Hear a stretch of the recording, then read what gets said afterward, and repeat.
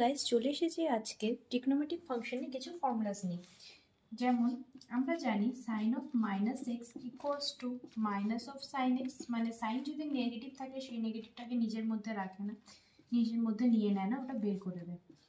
Cos of minus এ, কিন্তু কস আবার কি করে, নেগেটিভটাকে নিজের মধ্যে নিয়ে নেয়। That is cos of minus x, মানে কস অফ যদি অ্যাঙ্গেলটা নেগেটিভ হয় তাহলে সেটা কি হয়ে যাবে, কস এক্স।